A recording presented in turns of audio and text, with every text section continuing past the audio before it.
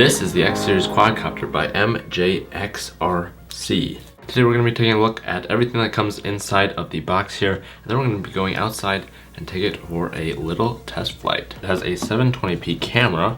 We're going to be testing that out in just a couple of minutes here. It also has the capability of being FPV and streaming live footage to your mobile device. It's got a headless mode, a 1-key return, so return to home. It is 2.4 gigahertz for the radio frequency. Apparently it can do flips, which I don't think I've ever flipped a quadcopter this big, so that's going to be pretty interesting. It has a bunch of lights on the bottom which look really awesome at night. It has a throttle limit button. If we take a look at this, I believe that is what this is, so you can actually adjust the throttle so you don't go too high, too fast.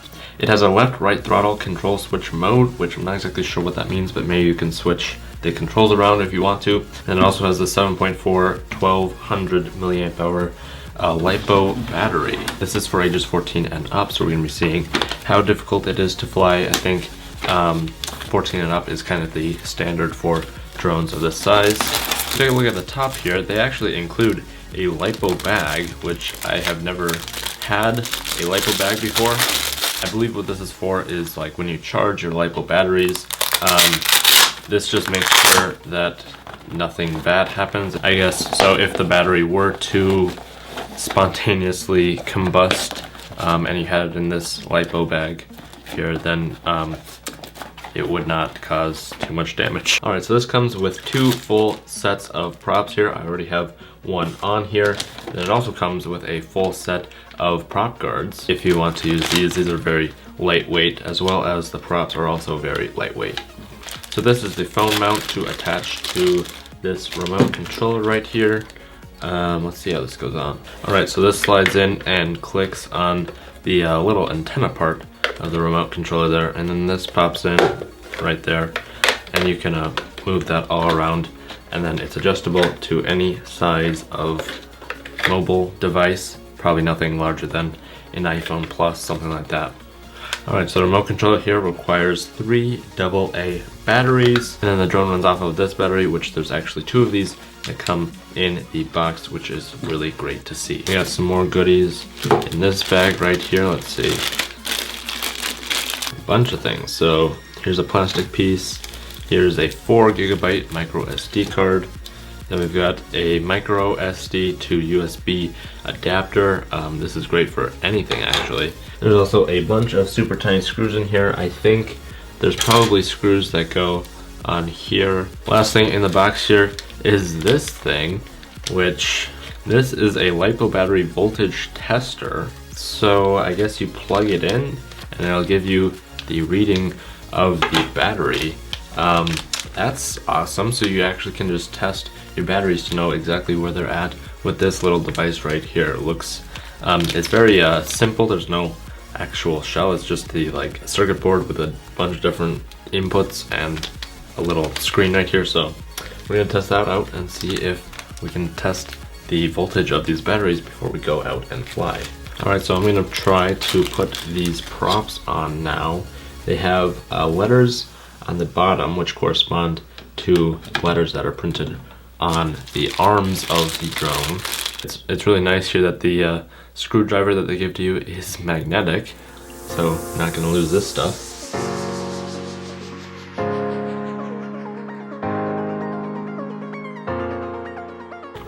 Alright, so I just got everything screwed in. It did take quite a bit more time than I was expecting. It's definitely not the easiest drone to put together.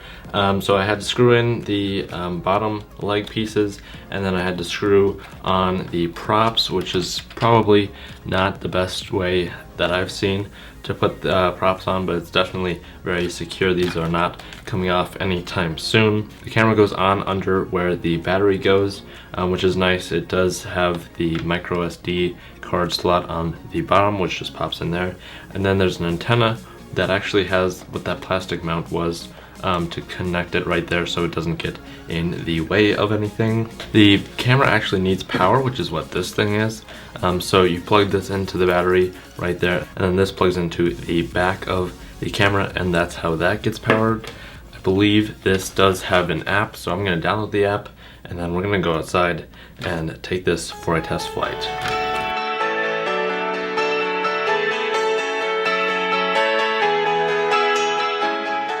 Alright, so this is going to be the first test of the X Series quadcopter by MJXRC.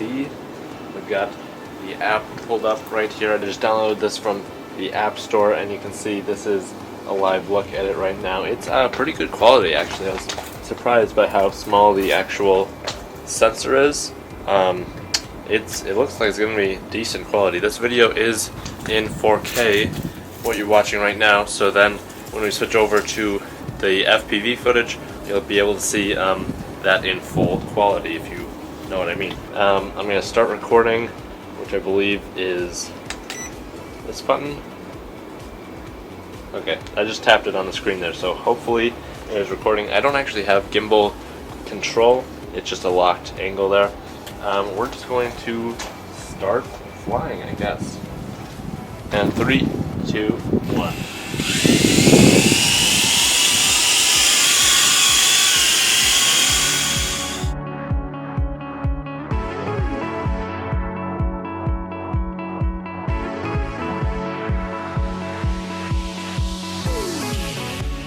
There is a pretty good breeze out here today.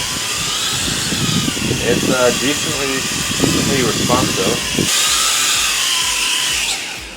You can tell you don't get any of those features like on the Phantoms, you know, where they have the vision positioning and the sonar sensors on the bottom, so when you're about to land it'll lock onto the ground and like take you down nice and easy. It doesn't have any of those fancy things. The nice thing about the gimbal thing there is that you can actually just adjust it by turning it up and down before you start flying. So right now I turned it up so we see a little bit more of what's going on out there. Alright, so this is my first impression of the drone. It was actually pretty nice to fly. It was pretty stable even though there was a bit of wind. For the things I don't really like, I don't love the camera. It's not terribly great quality, but it's manageable. It's not awful. There's also quite a bit of jello effect. I don't know if you could see that, but it looked like from my screen here that there was a lot of jello, which is the wiggly effect that comes from since the drone is vibrating, and you get a bit of wiggle effect which causes the jello, which I believe these dampeners right here, the white squishy things, are supposed to like take away that jello effect. I don't know why there's still this jello effect, which causes the footage to not look as great. Also, I'm not really a fan of all these cables dangling in the back. It looks like something could get caught. Overall, I like how everything is right here, the battery, the camera, all your connections are easy to get to. That's nice. The motors are very powerful motors, nice and controlled. The overall frame here is a little plasticky, which pretty much all drones are plasticky. This just seems a little too plasticky for my liking, because if you crash, this is pretty brittle plastic.